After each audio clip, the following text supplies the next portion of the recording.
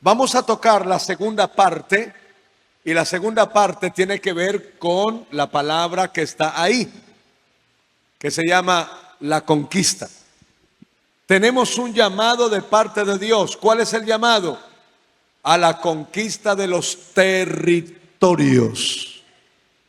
Y quiero que me permita por un momento tocar esta palabra y por 30 años poderle enseñar o decirle lo siguiente: aprendí por el Señor a que toda batalla la gano en el altar.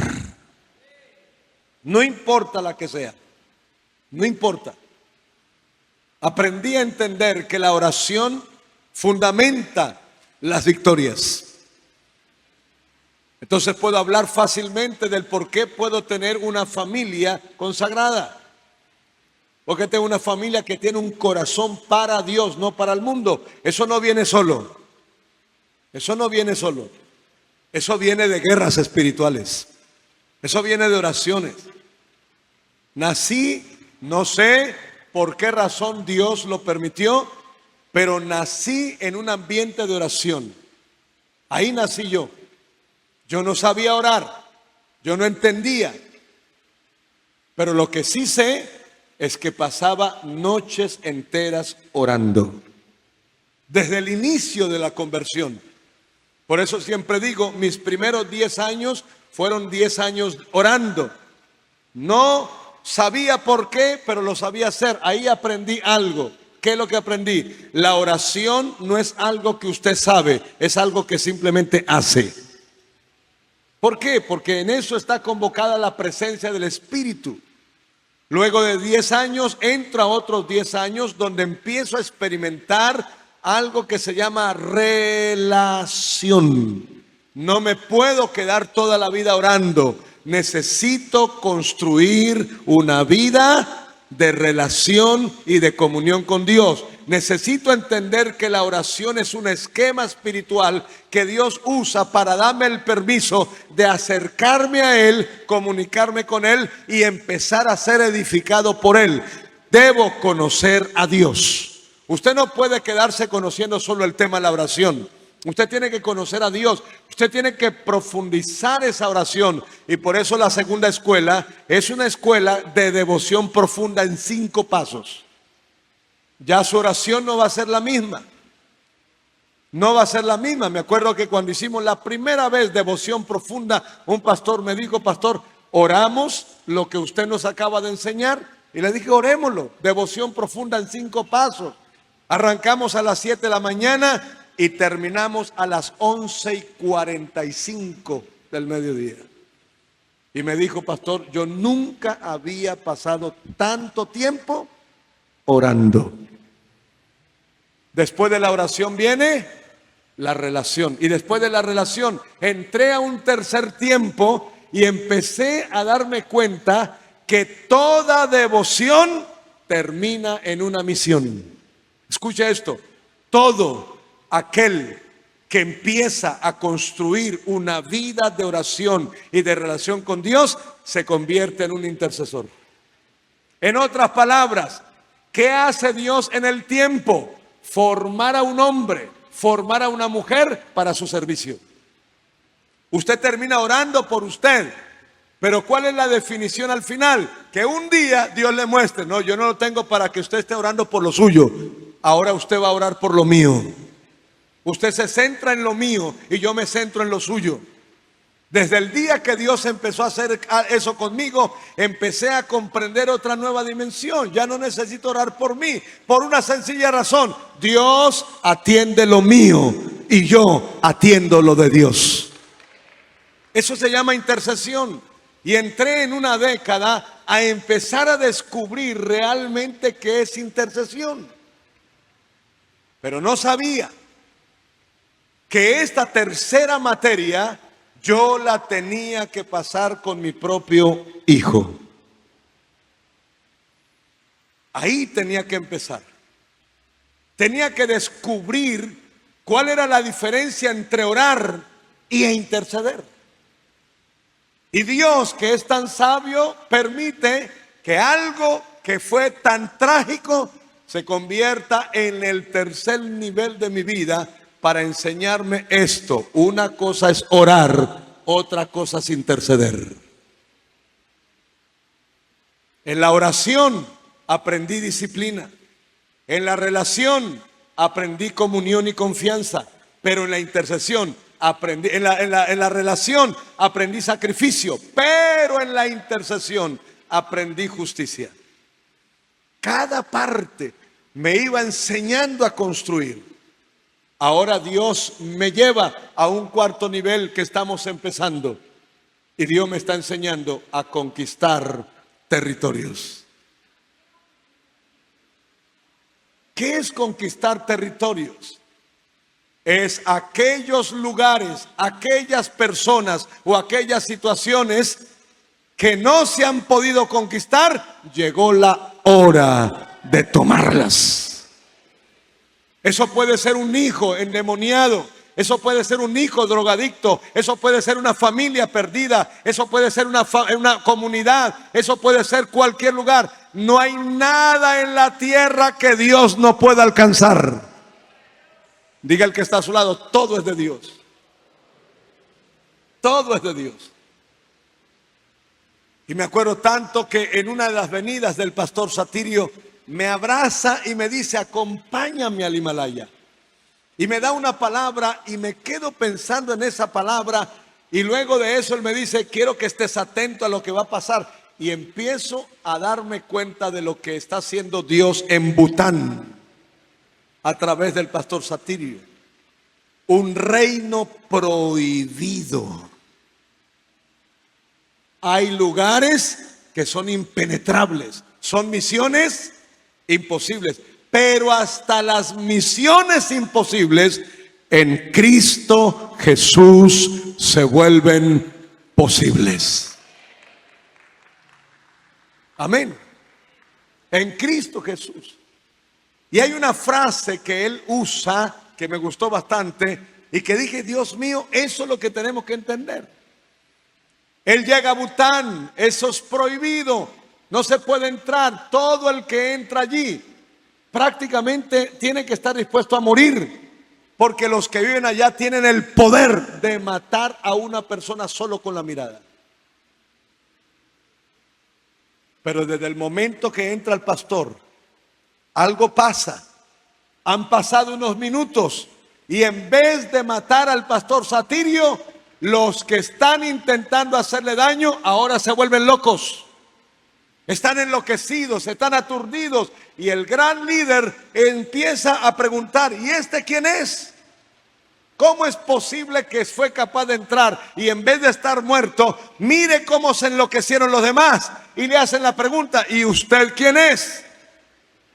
Y le explican: nadie puede resistirnos, este es un reino prohibido, es un reino cerrado. ¿Quién es usted?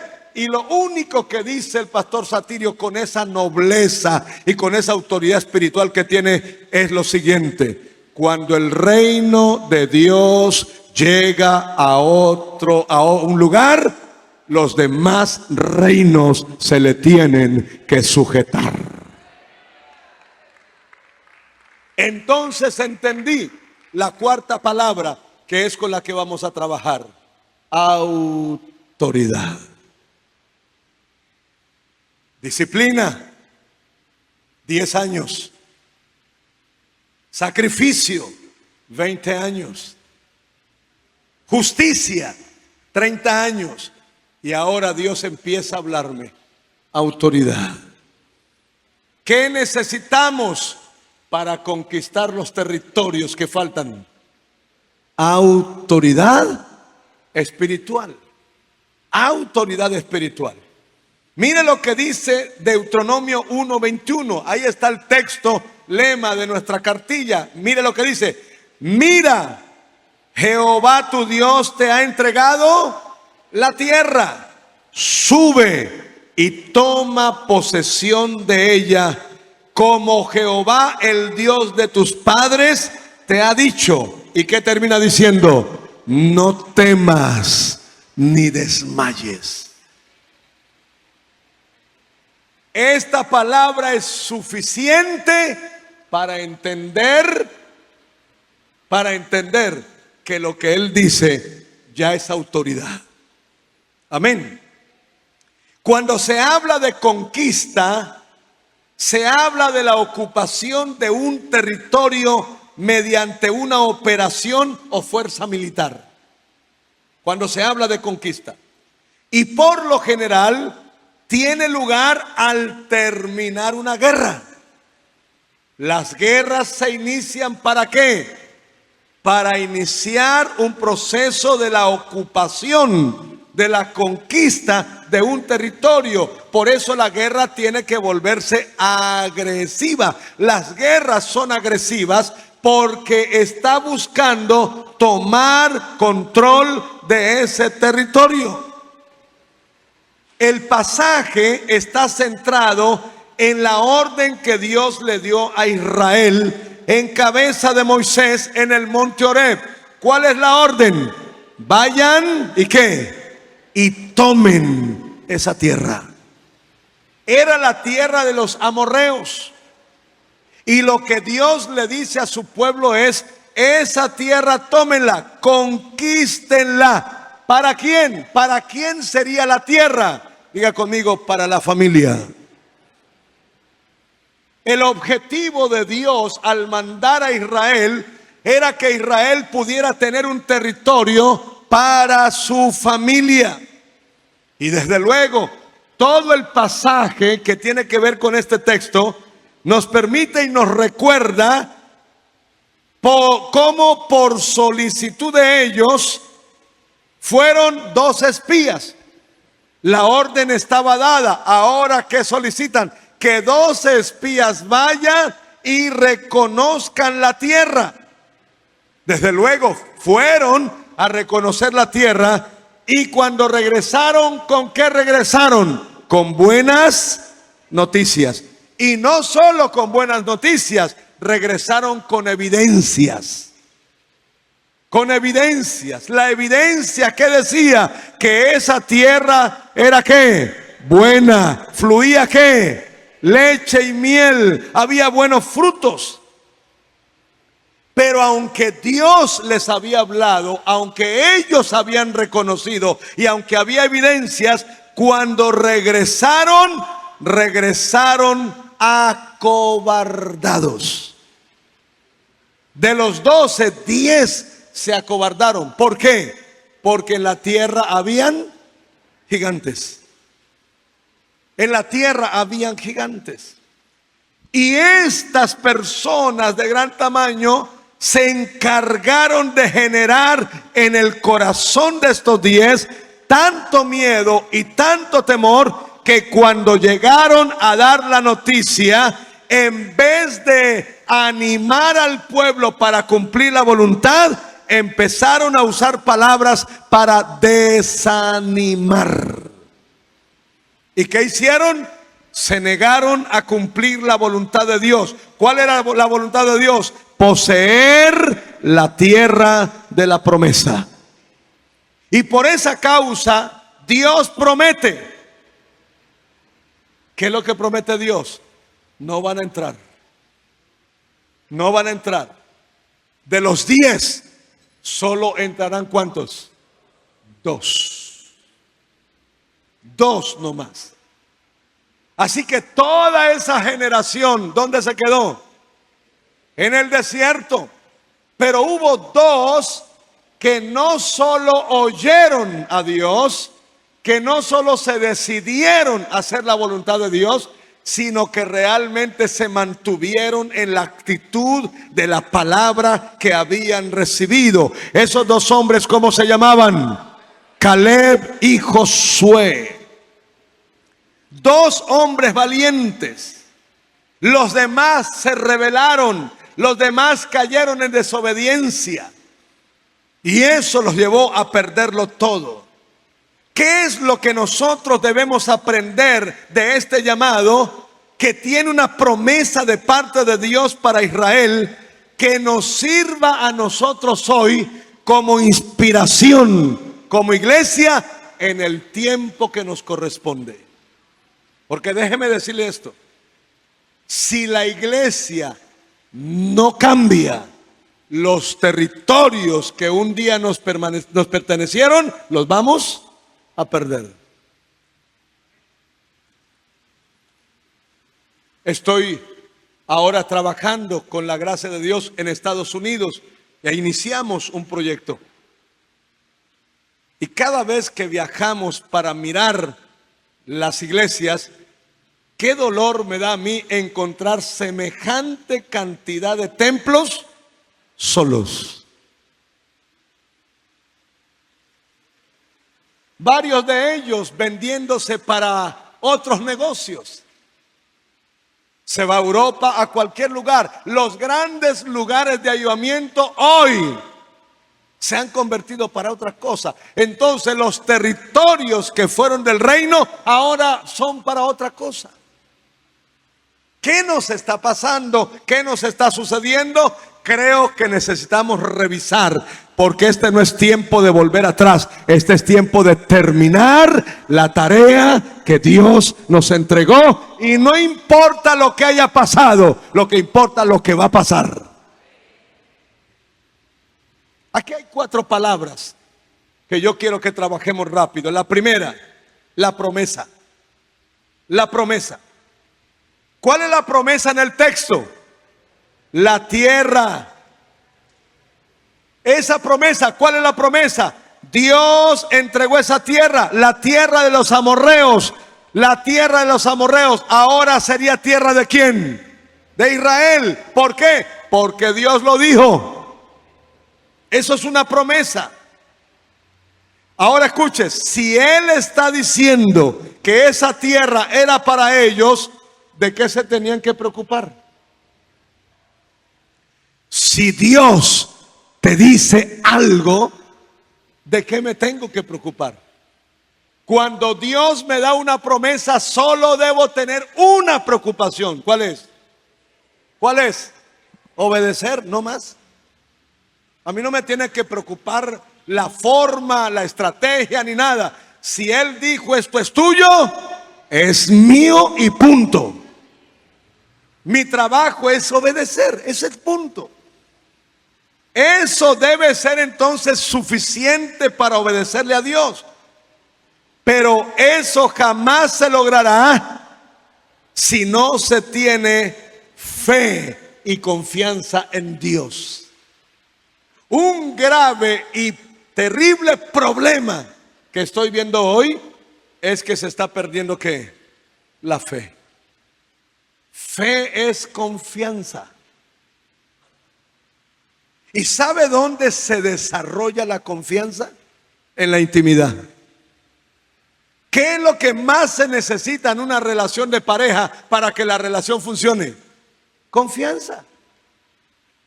¿Sabía usted que una mujer, para poderse sentir definitivamente segura en una relación, necesita sentirse ¿qué?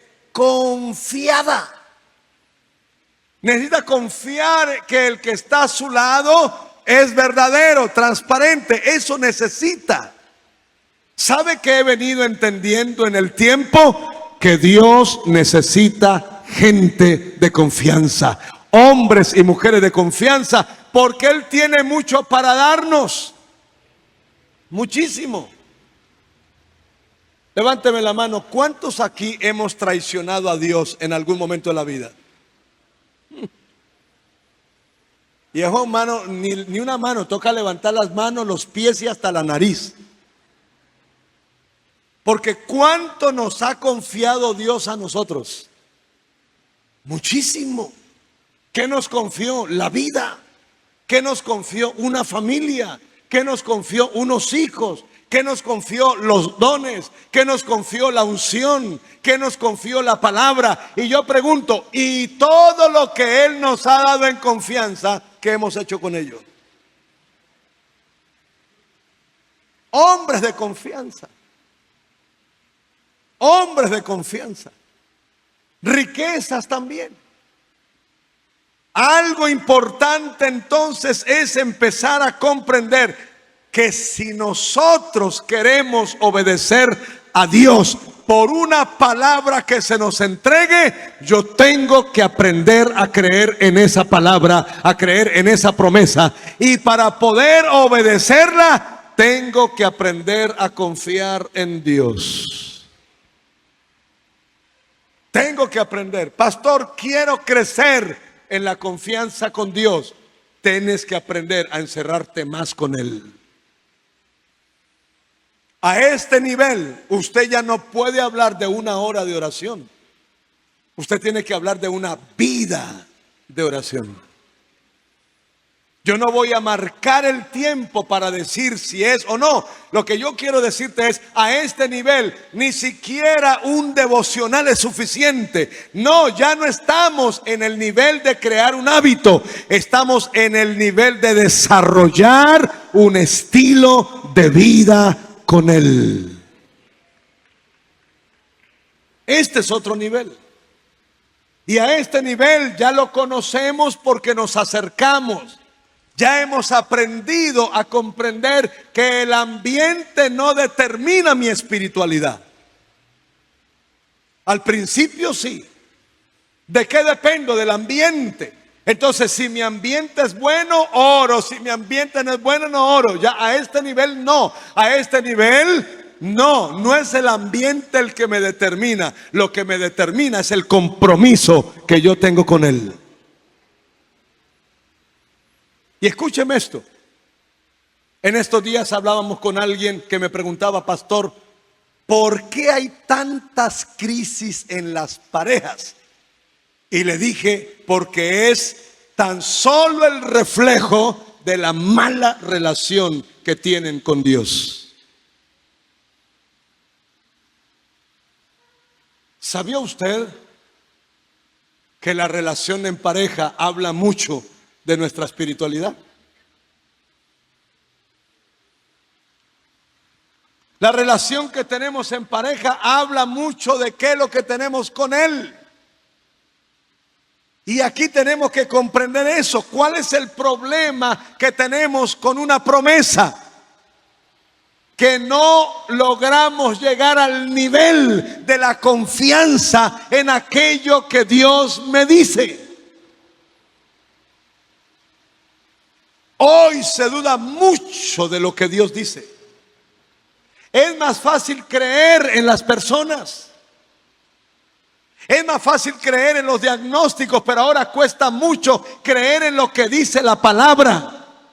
¿Y por qué vamos perdiendo la fe? ¿Por qué vamos perdiendo la confianza? Por una sencilla razón. Ahora pasamos menos tiempo con Dios. Menos tiempo con Dios. Y eso es similar a las parejas que pasan menos tiempos entre ellos. Entre menos tiempo pasen los dos, más se va alejando su corazón sin darse cuenta. ¿Qué era difícil para ellos? ¿Qué era difícil para ellos? Esa promesa. Dios les dijo, esa tierra de ustedes, vaya y tómenla. Para ellos no fue fácil. Por eso Moisés les lleva a recordar cómo Dios los cuidó por 40 años. Y en 40 años ellos no tenían que hacer ¿qué? Nada. ¿Quién les dio de comer 40 años? Dios. Proveyó la carne, proveyó el agua, proveyó el vestido. Nada, no. Todo se lo daba a Dios. Entonces Moisés les hace recordar. Dígame, ¿qué les faltó en el desierto? Nada. Dios los llevó, Dios los trajo, Dios los vistió, Dios los mantuvo. Entonces, si Dios fue capaz de sostener los 40 años, ¿por qué no es capaz de darles esta tierra por herencia? ¿Sabe? Hoy hay más dudas que cuando no teníamos nada. En el tiempo pasado no había nada, pero se creía más. Algo está pasando y es lo que tenemos que revisar. Pareciera que hoy estamos viendo algo muy parecido. Estamos frente a una generación que no conoce profundamente a Dios. ¿Y cuál es el peligro de no conocer profundamente a Dios? Nos cuesta creer en lo que Él dice. Nos cuesta creer en lo que Él dice. Y déjeme decirle esto. Hoy tenemos grandes desafíos. Y esos desafíos los vamos a tener que enfrentar basados en este principio. ¿Cuál es el problema entonces? No logramos sostener una relación donde mi fe y mi confianza esté depositada en Él. Y Dios empieza entonces a hacernos un llamado. ¿Cuál es el llamado? A obedecer. Pero para obedecer, ¿en qué tengo que crecer? En la fe. Tengo que aprender a confiar en lo que Él me está diciendo.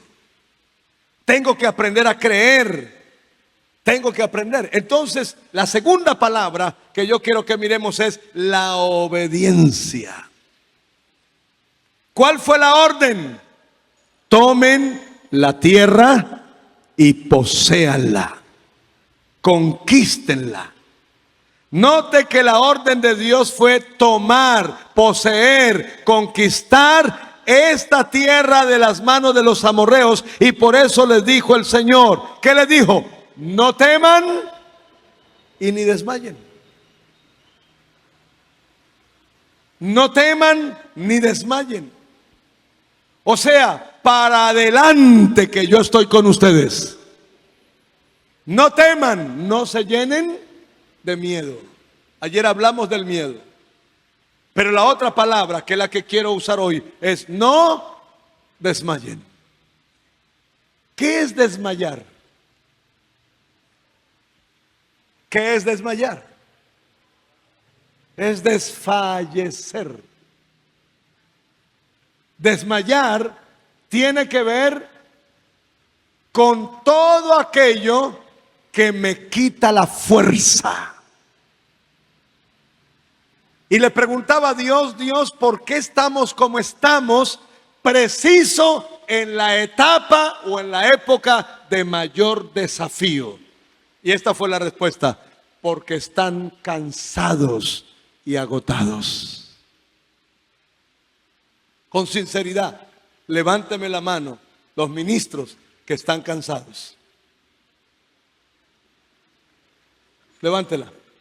Agotados. ¿Sabe? Un amigo dijo claramente: yo no creo en los pastores. ¿Y por qué no cree en ellos? Porque yo soy el que los atiendo. Yo soy el que los atiendo. Yo soy el que los reviso.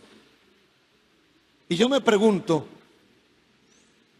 ¿qué hace un pastor hablando de cosas tan fuertes cuando están tan enfermos? ¿Cuál es el problema que nosotros tenemos? Estamos llevando cargas que Dios nunca colocó en nuestros hombros. ¿Y qué estamos descuidando? La de Dios. Ahora yo pregunto, ¿las cargas de Dios pesan? Sí, pero son ligeras, porque estamos con Él. Hay agotamiento. Hay una situación de antemano que lleva a la persona a desfallecer. ¿Qué es lo que Dios le está diciendo a ese pueblo?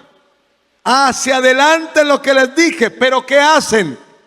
Ojo, reconocen la tierra, traen fruto para comprobar lo bueno que Dios les está entregando, pero ¿cuál es la decisión? No avanzamos.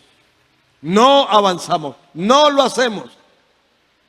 O sea, no obedecen. No obedecen. Y al contrario, en vez de obedecer, caen en la murmuración contra Dios. Escúcheme. La falta de obediencia, ¿qué produce? un peso de culpabilidad. Porque gústenos o no, la falta de obediencia genera una culpa interna que a veces ni siquiera queremos reconocer. Pero Dios quiere enseñarnos lo siguiente.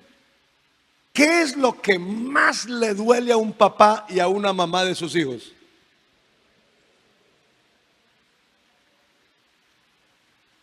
Eso sonó a canción. ¿Sí sonó a canción o no? La desobediencia. Yo le pregunto, ¿qué cree que le duele a Dios de nosotros? ¿Cómo exigirle a un hijo hacer algo que él no ve hacer en nosotros? El problema de la humanidad, ¿dónde está entonces? Desobediencia. Somos desobedientes por naturaleza, por eso sufrimos tanto. Sufrimos tanto por eso, por desobedientes. Y la desobediencia genera un problema que se llama murmuración. Ahora yo pregunto, ¿cuántos hemos caído en murmuración en algún momento? Y yo pregunto, ¿qué produce la murmuración? Muerte espiritual. Si hay algo que apaga la unción de Dios, la vitalidad de Dios, es la murmuración. Mire cómo fácilmente el enemigo puede tejer una serie de cosas solo para desanimarnos e irnos contra Dios. Ahora, ¿en qué radicó su falta de valentía? Porque el llamado de Dios era que valientemente tenían que ir, poseer la tierra, porque Dios se la había dado. ¿En qué consistió eso? En este problema. No habían cambiado su mentalidad. ¿Cuál era el problema de ellos? Muchos años siendo ¿qué? Esclavos. Muchos años siendo esclavos. Así que el Señor los saca de Egipto, los mete al desierto con un solo propósito: cambiar su mentalidad. ¿Por qué? Porque el que no cambia su manera de pensar no mejora su forma de vivir. No mejora.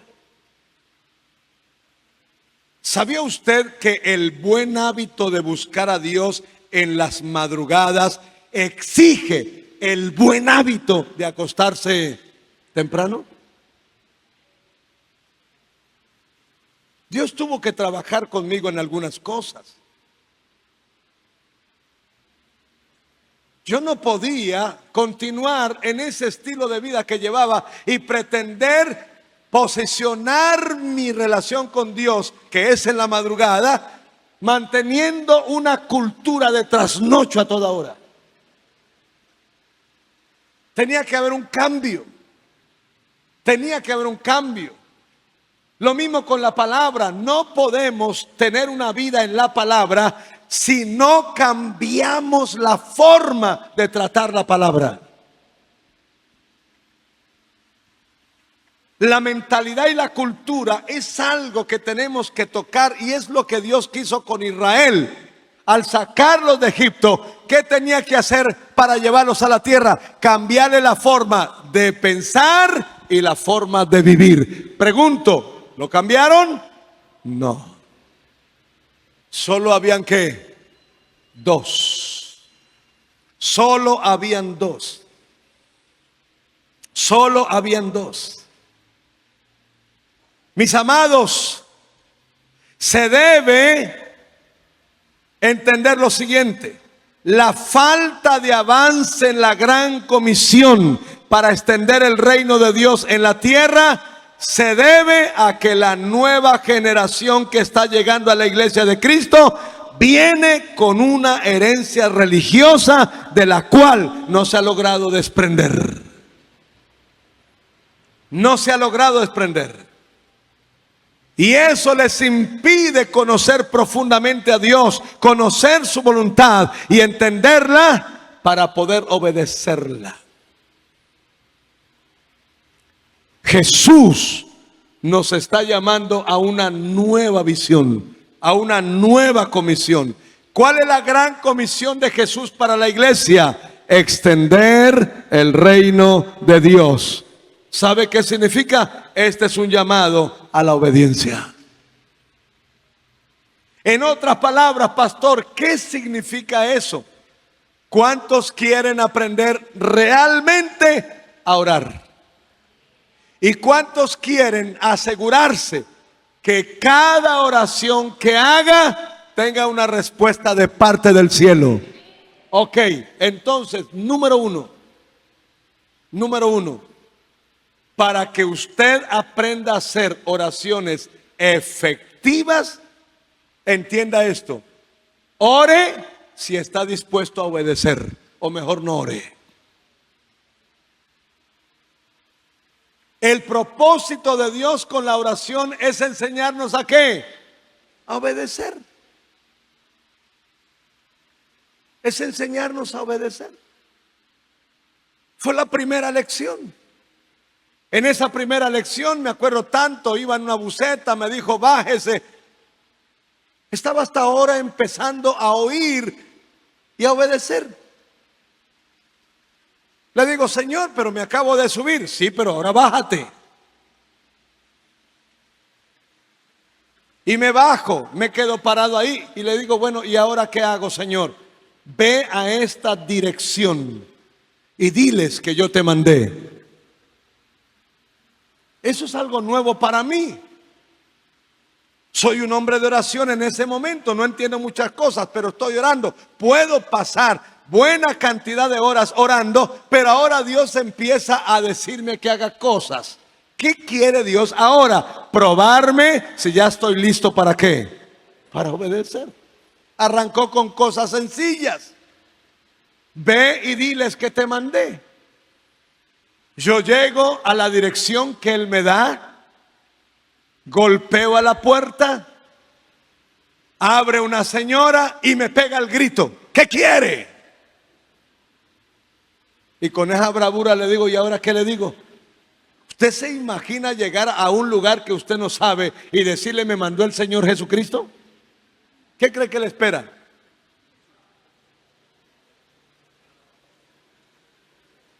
Pero era la prueba, empezar un nuevo nivel. ¿Qué quiere? No, Dios me mandó y ¡pum! Me tiró la puerta en la cara.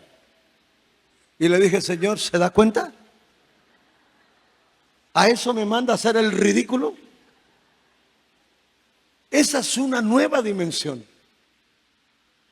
Estoy ahí parado y digo, ¿y ahora qué hago? Quédate ahí. Y de repente otra vez la señora y me dice, ¿usted está jugando conmigo o qué? Y le dije con esa bravura, ¿qué voy a jugar con usted? Vine porque Dios me dijo y ¡pum! Volvió y la tiró. Y yo dije, Señor, ¿qué hago aquí? Fue con el tiempo que empecé a entender. ¿Qué hacía ahí? Obedecer. No más. Obedecer. Y vuelve y abre. Y me dice, con seguridad, usted me dice que lo mandó Él. Sí, señora, Él me mandó. Ganó mi marido. Y le dije, señora, ¿usted me puede explicar? Porque yo no sé ni qué estoy haciendo aquí. Yo solo escuché su voz que me dijo, haga esto, ¿me puede explicar? Y me dijo, mire, lo que pasa es que yo estoy casado con un hombre evangélico. Llevamos años. Usted no sabe la vida imposible que le he hecho porque yo no quiero el evangelio ni nada de eso. Y preciso tomé hoy la decisión de confrontarlo y le dije, tome una decisión, o yo o su Cristo. ¿Y usted puede creer que prefirió a Cristo? Y cuando lo vi decidido, entonces le dije, si es que su Cristo existe, que me mande a uno de los suyos a mi casa ya y me diga que lo envió para yo creer que Él sí existe.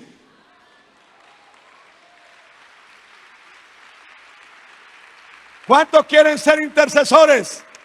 Si no aprendes a obedecer, nunca lo serás. Nunca. Porque los intercesores existimos para obedecerle al Dios que nos habla. Entonces llegó y le dijo al marido: usted ganó. Ahí lo envió, mire, envió a este. Así que, señor, usted ganó. Me convierto al evangelio a partir de este momento. Hoy son pastores. Entonces yo le pregunto, ¿qué es lo que tengo que aprender a manejar, a entender en esta relación de oración? Que Dios busca que yo me vuelva una persona obediente a su palabra, obediente a su voz. ¿Cuántos quieren ser usados por Dios? Usted no sabe cantidad de cosas que han venido después de esas.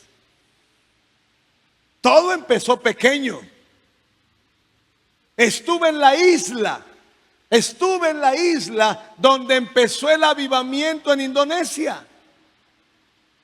Y pude estar en la isla y Dios me llevó al otro lado del mundo para darles una palabra que los hizo llorar.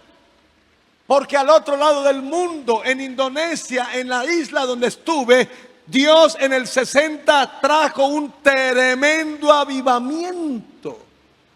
¿Cuántos leyeron el libro Como viento recio? Y ahí hubo algo impresionante, Mel Tari. Y hubo una voz de parte de Dios que le dijo claramente a este hombre, ¿qué es lo que le dijo? Vaya y resucite al muerto que está en la funeraria. ¿Cuántos están listos para obedecerle a Dios? Eso es lo que usted cree.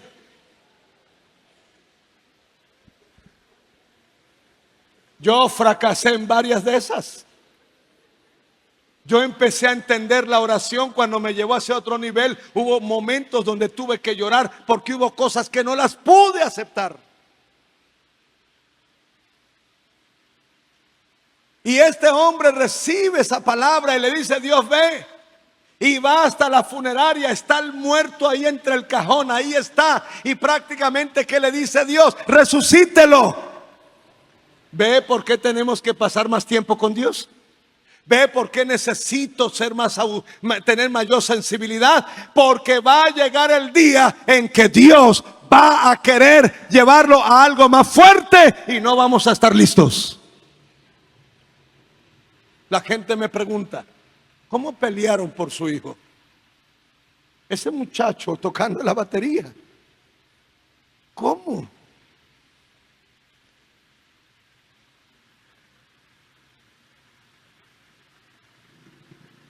Mel Tari corre donde algunos de sus aliados le dicen: mire, es que Dios me está hablando que resucite el muerto. ¿Cómo se te ocurre? El día que Dios le ponga a hacer cosas grandes a usted, no busque a los demás, porque ellos están igual de miedosos a usted. Estamos igual, estamos parejos.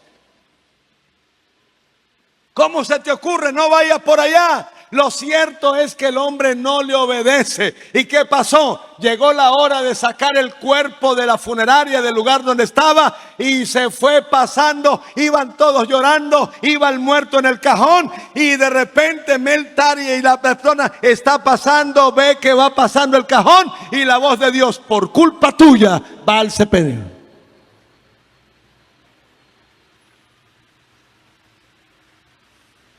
Y yo lo entiendo porque yo tuve que llorar 3 meses también por un error, un fracaso de algo que me dijo que hiciera, no lo hice. Eso me llevó a entender, yo no puedo pretender seguir con la misma oración cuando quiero ser un intercesor. Cuando le dije quiero ser un intercesor, tuvo que venir un cambio. Tiene que ser más profundo esto. Días después vino el llanto. Perdóname, Señor, perdóname. Soy culpable de lo que pasó, pero yo quiero cambiar. Te prometo que ahora sí te obedezco. Bueno, gloria a Dios, todo el mundo puede arrepentirse. Señor, ahora sí te obedezco. Una vez más, Señor, cuando tú me hables te voy a obedecer. Señor, ¿qué quieres que haga? Vaya, desentierre el muerto y resucítelo.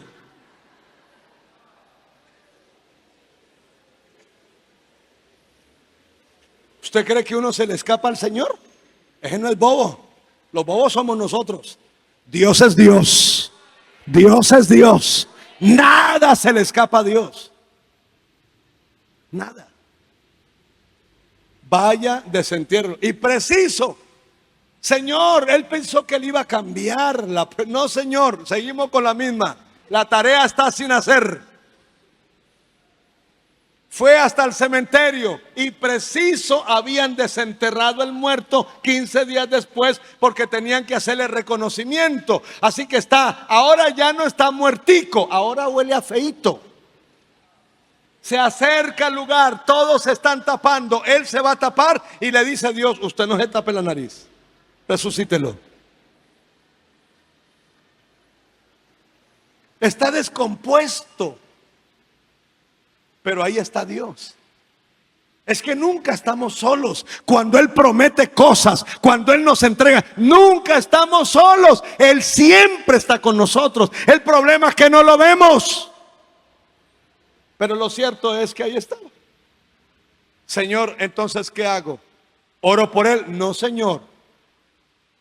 Es hora ya en la funeraria que tenías que orar. Aquí no, aquí vas a cantar. ¿Cómo prefiere hacer el milagro? ¿Cantando o orando? Y no vas a cantar ningún coro, vas a cantar himnos. Lea el libro. Usted sabe lo que era para él, tremenda cosa. Pero él dijo que le iba a ¿qué? Lo que no empiezas a obedecer ya después te va a costar más. Lo cierto es que él empieza a cantar himnos y empieza a cantar. Canta el primero y le dice: Señor, ya. No, canta otro. Canta el segundo, ya. No, canta otro. Canta y la otra, ya. No, 3, 4, 5. Al sexto himno sucede algo extraordinario. Y es que el muerto se sienta. Cuando el muerto se sentó, ¿quién cree que quedó ahí? Solo él. Los demás salieron corriendo. ¿Cómo puede un muerto descompuesto sentarse? Mis amados, más que la oración, es la obediencia la que hace que Dios sea capaz de hacer cosas extraordinarias, porque lo extraordinario no se ha detenido. El hombre se sentó y él vio con sus ojos lo que Dios empezó a hacer. Empezó a traer carne nueva, tejidos nuevos. Usted sabe lo que es esto, un prodigio. Y el hombre se levantó y ahí empieza un gran avivamiento. Estaba sentado con ellos en la isla. Y varios ellos, aquí está nuestra pastora que estuvo con nosotros. Y prácticamente empezamos a experimentar algo lindísimo. ¿Qué fue lo que Dios hizo en Indonesia? Que después se volvió un fracaso. ¿Por qué Dios trajo semejante avivamiento en ese momento a esa isla? Porque la orden de Dios era que el mover se extendiera por las 17,000 islas de Indonesia. Ellos cogieron el milagro, experimentaron la gloria de Dios y se encerraron en los templos a cantar. Cantaban lindísimo, pero no hicieron la obra de Dios. Se encerraron y ahora las 17,000 islas, 16,000 islas y media están gobernadas por el musulmán. Cuando yo di esa palabra, yo les dije: ¿saben cuál fue el libro que inspiró mi vida para llenar mi vida del Espíritu? Como un viento recio. Y vi a los pastores correr al altar, arrepentidos, llorando. ¿Por qué? Porque Dios nos entrega cosas, pero nosotros las descuidamos. estamos en un momento importante para América Latina. Estamos en un momento importante para América Latina y le voy a decir algo. Si algo quiere Dios en esta escuela es que entendamos algo. Aquí hay una orden de parte de Dios. Entren y conquisten los territorios. Entren, se los estoy entregando. Y si Él los está entregando, eso ya es nuestro, porque lo que Dios entrega, eso ya es palabra. Es una orden con promesa. Pero hay que entrar. Diga al que está a su lado, hay que obedecer. ¿Hay que qué? Obedecer. La segunda palabra importante aquí se llama justicia. Yo le pregunto, ¿por qué se bautizó el Señor Jesucristo? ¿Porque era pecador? ¿Qué dijo Jesús? ¿Era qué? Es justo. ¿Qué es justo? ¿Qué es justo?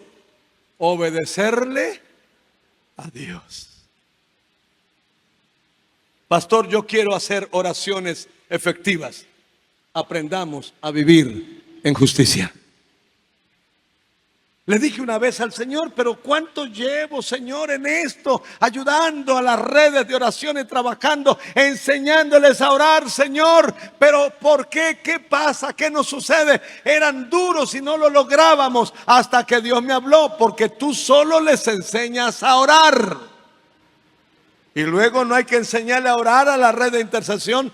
La base de la intercesión no es la oración, me dijo. Señor, entonces, ¿qué es la base de la intercesión? La justicia. La justicia. ¿Qué es un intercesor? Un intermediario entre Dios y los hombres. ¿Qué hace el intermediario? Se mete en el medio entre Dios y la persona. ¿Cuál es su objetivo? Intermediar, interceder. Pero escúcheme, el que yo voy a interceder, por el que yo voy a interceder, él tiene que ser enjuiciado por su causa. Y si yo me voy a meter en el medio, ¿qué es lo que tengo que entender? Todo lo que venía para él, ahora pasa ¿por dónde? ¿Y usted se imagina, usted y yo, siendo intercesores y siendo mentirosos?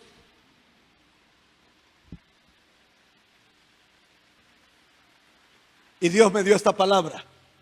¿Cómo puedo atender la oración de un hombre que abandonó a su esposa emocionalmente? ¿Cómo escucho la oración de una mujer que habla mal de su esposo con su familia? ¿Cómo puedo atender la voz de un hijo que es rebelde y desobediente a sus padres? ¿Cómo puedo atender la voz intercesora de un padre que ha abandonado a sus hijos y ha cometido? O sea, en otras palabras, ¿qué me estaba diciendo? La base fundamental de la intercesión se llama justicia. ¿A dónde cree que vamos a aprender justicia si no empezamos a obedecer? Por eso la palabra enseña esto. No ser oidores, sino que hacedores de la palabra. Mire cómo se va tejiendo lo uno con lo otro. Y vamos entendiendo la importancia de cómo ir llevando esto a otro nivel. Aquí hay cosas que tienen que morir en nosotros para que Dios pueda llevarnos a otro nivel. El llamado de Dios era poseer la tierra, pero ¿qué pasó? ¿Qué pasó? No la poseen, ¿por qué? Simplemente porque su mentalidad no cambió. No tienen una cultura en la cual ellos puedan confiar tanto en lo que Dios les dijo, que simplemente les cuesta creer que pueden vencer. Se acobardan simplemente porque no logran ver en las palabras del Señor lo que Dios les está entregando. ¿Dónde está su mayor problema? Tercera palabra, los gigantes. Los gigantes. ¿Qué eran los gigantes? El problema de su cobardía. El miedo de los espías provocado por los gigantes se debió a la fuerte impresión que esto le causaron a la mente y el corazón de ellos. ¿Y eso qué hizo? Hizo desvanecer la fuerza de su voluntad. La hizo desvanecer. Por eso les estaba diciendo: no teman ni desmayen. ¿Qué tenían que hacer? Tomen la tierra. Tomen la tierra. Pero para tomar la tierra, ¿qué hay que ser? Valientes. Hay que tener valentía. Y yo me pongo a pensar en nuestros misioneros. ¿Sabe qué es para mí un misionero? Una persona que valiente, hermano. Nuestros misioneros son valientes. Esos misioneros que tenemos en esos países, esos creyentes que se están levantando en Norcorea, ¿ha oído las historias de ellos últimamente? Eso no lo aguantamos. Y yo oro por ellos, oro por un jovencito que nos cuenta unas historias impresionantes. Déjeme decirle que aunque hay una multitud de creyentes cobardes en muchas partes del mundo, también hay muchos valientes en territorios terribles. ¿A qué nos está llamando Dios? No solamente a orar, nos está llamando ¿a qué? A obedecer, nos está llamando a vivir en justicia, pero diga al que está a su lado, nos está llamando a ser valientes. Pregunto, ¿este es un tiempo para acobardarse? Sí. Y hay mucha gente que se está acobardando, pero usted y yo no. Usted y yo somos llamados a ser ¿qué? Valientes. Ayúdenme con el piano. Valientes. Solo que escúcheme, cada una de las palabras que estamos compartiendo, ¿dónde cree que se van fortaleciendo? En la intimidad. ¿Qué fue lo que tuvo que aprender Mertari? Que yo no voy a ser valiente para muchas cosas si no estoy cercano ¿a quién? A Dios. ¿Cuántos oyeron hablar del ministerio de el pastor Chema? ¿Alguno lo ha oído hablar? El pastor Chema. Tremendo hombre de Dios. Un hombre que Dios usaba impresionantemente. Era el hombre que Dios llevaba a las naciones para libertar a personas endemoniadas. Él fue el hombre que Dios usó para liberar al loco de la celda número 8. Jaime Betancur. La mujer caballo. Una mujer que vivía en un potrero, que comía pasto, baldados de agua, cosas insólitas, cosas tremendas. La joven tigre, una niña que creció encerrada en rejas, endemoniada desde pequeña. La última vez que la dejaron, le arrancó los ojos a una enfermera. Comía carne, cosas espantosas. Pero cuando uno lee la historia del pastor Chema, uno dice: impresionante estos ministerios. Gente valiente. Hoy no, hermano. Hay gente que empieza la noche, le mueve la cama y pega el grito. Me están asustando.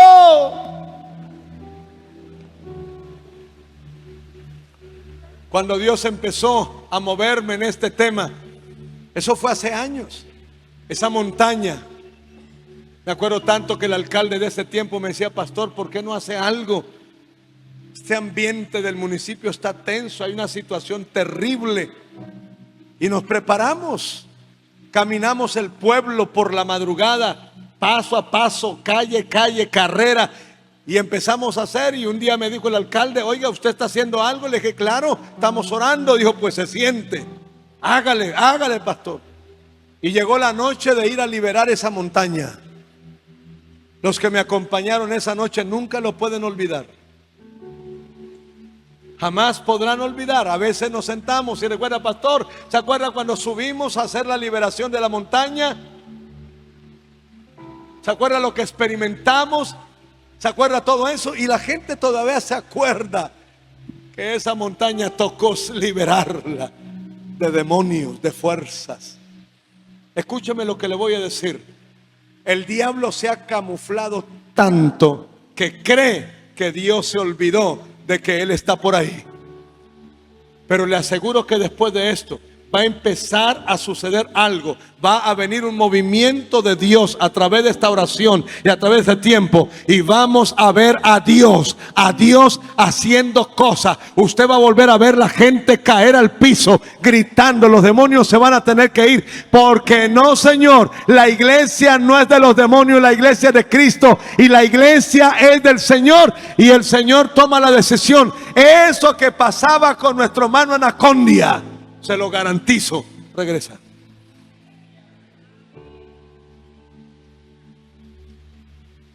Se regresa. Venía en mi carro y venía manejando y mi esposa me llama y dice: aquí está otra vez esa mujer. Era una bruja. Venga y ayúdenos, por favor. E iba manejando y de repente la joven que se tenía ahí se levantó y alzó la mirada y dijo: ¿por qué lo llamaron? Y mi esposa y los que estaban decían: impresionante. ¿Cómo sabe ella que lo llamamos? Y decían los demonios: no lo dejen entrar, aléjenlo de mí. Y mi esposa me decía: este demonio está hablando, ¿cómo sabe? No te preocupes. Es que no solamente Dios nos ve, el diablo también. Los demonios también. Y me acuerdo tanto que apagué el carro entrando, y cuando iba acercándome a la puerta, ella empezó a gritar, los demonios a gritar: no lo dejen entrar, déjenlo afuera, no, no, no. Y a medida que iba gritando, hasta que llegué y me paré ahí. Y llegué y cuando me paré, llegó y me dijo: ¿por qué tenías que venir, maldito? Y llegué y le dije: una cosa te voy a decir. Esta mujer fue salva en la cruz del Calvario. Así que por esa sangre derramada en la cruz del Calvario ya fue libre. Hoy te doy simplemente esta orden en el nombre de Jesús: te vas ya. Y se fue. Y mi esposa me dijo: ¿cómo así? ¿Cuánto llevábamos aquí y allá y dele y usted aparece? Y le dije: amor, eso se llama autoridad espiritual. Y yo quiero orar por usted hoy.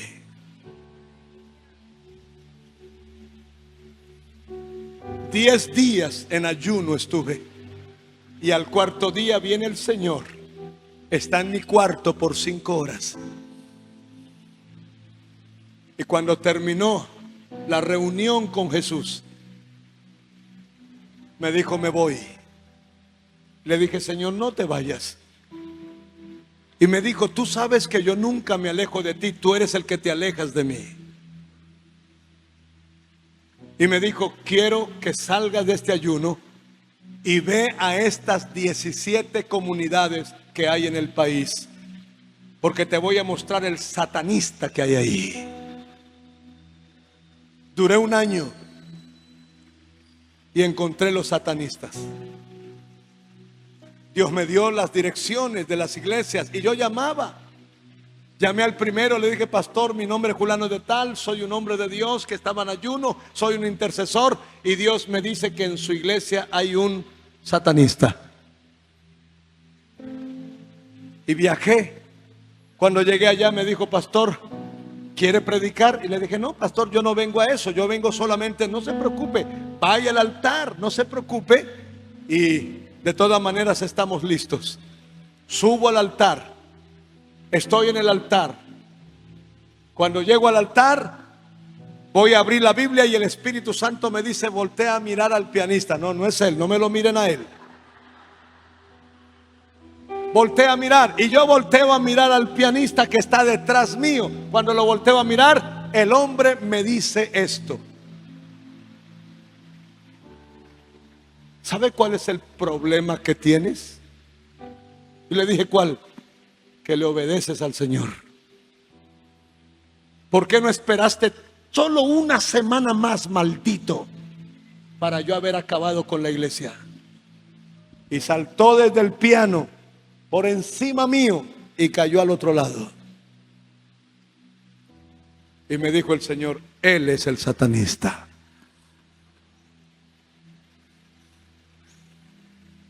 Los encontré en las baterías, los encontré en los pianos, los encontré. Donde más se ubican las satanistas son en los grupos de alabanza o al lado del pastor. Yo quiero decirles algo. Después de esta escuela van a suceder cosas con nosotros y a través de nosotros. Pero hay que volver. Hay que volver. Hay que regresar a su intimidad. Podría quedarme aquí contando tantas cosas que Dios me ha permitido, con solo comprender algo. No es solo encerrarme a orar y hacer 3 enramadas con Dios. No, cuando decides entrar a orar y buscar a Dios, cada vez que te encierres, saldrás con una misión. Dios te quiere usar. Dios te quiere usar. Pero tenemos que estar preparados. Hay gente que dice, pastor, ¿cómo me gustaría que Dios me usara? Sí, pero si no obedeces, ¿cómo te va a usar? Si solo para dar el diezmo hay que rogarle. ¿Cuántos aquí sufren con eso del diezmo? Levánteme la mano.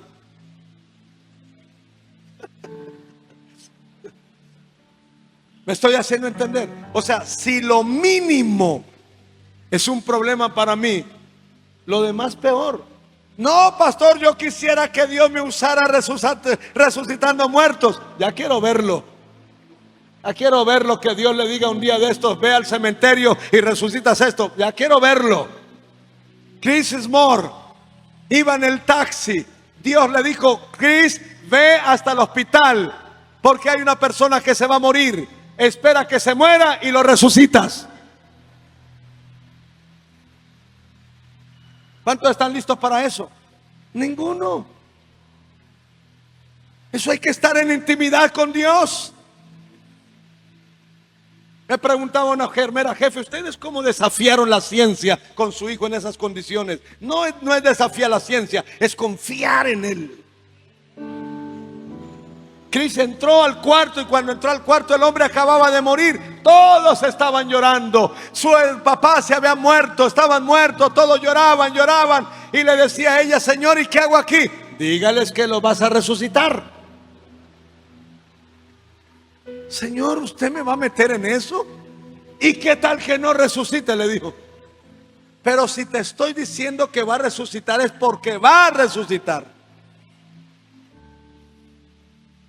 Y ella temblando, Señor, ¿cómo le digo esto?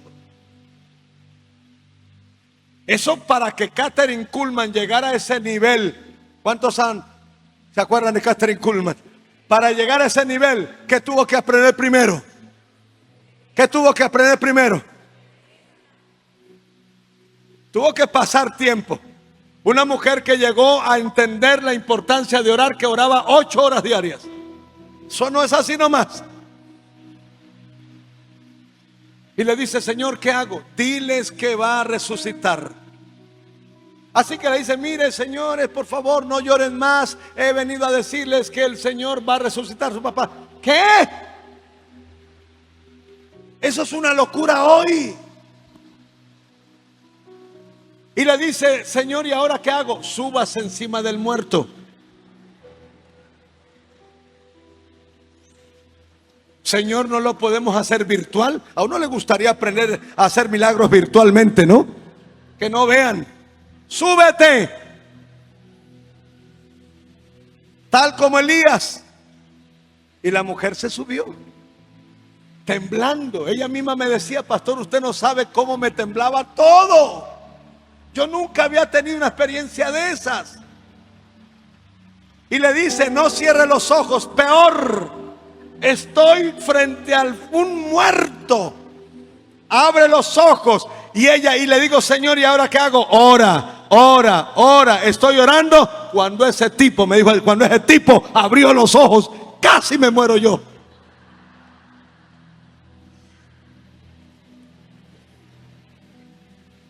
¿Cuántos están listos para ser usados por Dios? Eso pensé yo.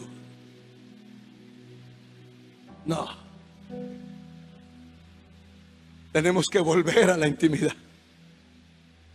Tenemos que volver allá. ¿Sabe?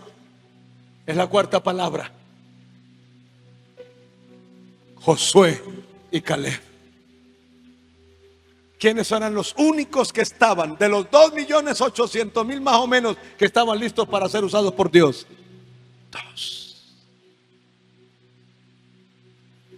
Dos. Que a pesar de que se había ya pasado el tiempo, a pesar de que pasó el tiempo, a pesar de que pasó el tiempo, estos dos, ¿qué fue lo que no perdieron? ¿Qué no perdieron? Su fe, su obediencia, su valentía. Josué y Caleb se atrevieron a entender que aunque el tiempo había pasado, había algo en ellos que los mantenía rejuvenecidos. No hay algo que rejuvenezca más a un hombre y a una mujer en el tiempo que la persona de Dios. Muchos se les ha envejecido el Pentecostés. Con el tiempo nos volvemos pesados. Elí lo mató fue el peso del cuerpo que tenía. Se desnucó. Porque a veces el problema nuestro, ¿cuál es? Usamos el ministerio para acomodarnos porque creemos que el ministerio es para vivir bien. El ministerio no es para vivir bien. El ministerio es para cumplir el propósito de Dios. Y entre más te acomodes, más te mueres. Yo siempre digo, ¿para qué comprar un colchón de 8 millones de pesos si no me voy a volver a parar? Eso volvamos a dormir en estera, hermano. Con eso nos paramos temprano a orar. Pero con un colchón Pullman, ¿quién se para? ¿Sabe qué dijo el apóstol de los pies sangrientos cuando vino a América, el conocido como el segundo apóstol? Él dijo: la comodidad es tóxica para el espíritu. Diga al que está a su lado: no se acomode. No se acomode. Usted que se acomoda y Dios que lo desacomoda. Este no es tiempo para acomodarnos. Este no es tiempo para vivir bien. Este es tiempo para servirle a Dios. Este es tiempo para ser usado por Dios. Hay que volver a ser usado por Dios. Hay que retornar.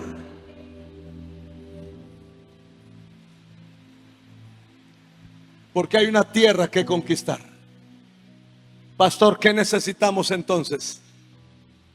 Pedirle a Dios que nos renueve, que se lleve el cansancio, el agotamiento, que vuelva la fuerza. 80 años tenía este viejito cuando llorando le dijo al Señor: Señor, desperdicié mi vida. Porque es que uno entiende que está desperdiciando la vida cuando ya envejece. No te serví, perdóname. Y de verlo de tanto llorar, el Señor le habló y le dijo: no llores más. ¿Qué quieres hacer? Cómo me gustaría volver a la juventud y servirte. No necesitas volver a la juventud. Sírveme. ¿Qué quieres hacer? Dime y te lo doy. Regálame 5 años más para servirte con todo mi corazón. Hecho. ¿Qué quieres que haga, Señor? Vete a tal ciudad. Cuando llegues a la ciudad, vas a comprar un terreno fuera de la ciudad y vas a levantar un templo. El templo es para 5,000 personas.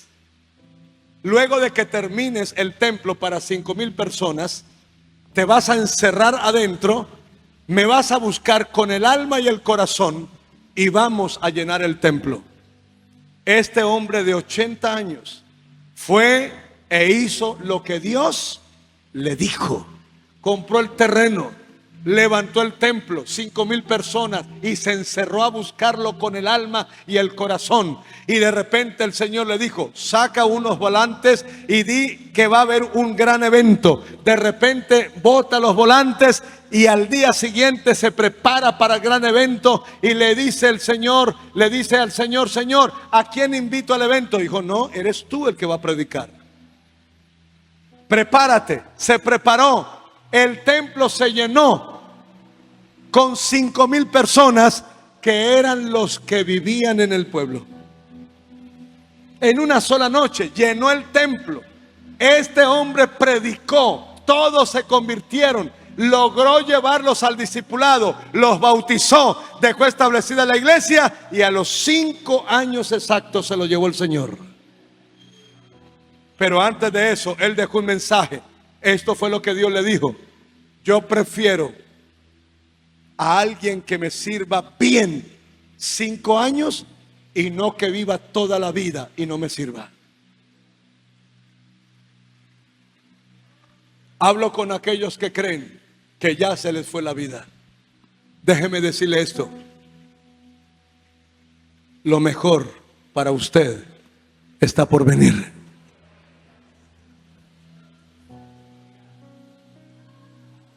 Mientras sigas respirando, Él no ha terminado contigo. Él no ha terminado. Mientras haya vida, todavía hay oportunidad de servirle y de obedecerle. ¿Sabe por qué Dios le entregó la tierra a estos 2 hombres? Porque a pesar de que pasó el tiempo, ellos seguían ¿qué? Fuertes. ¿Quién es el único que puede mantenernos fuertes toda la vida? ¿Y con qué nos mantiene fuertes toda la vida? Con su palabra. ¿Hay alguno aquí que me diga: pastor, estoy cansado, siento que ya pasó el tiempo? No, tu tiempo empieza aquí y quiero que vengas al altar.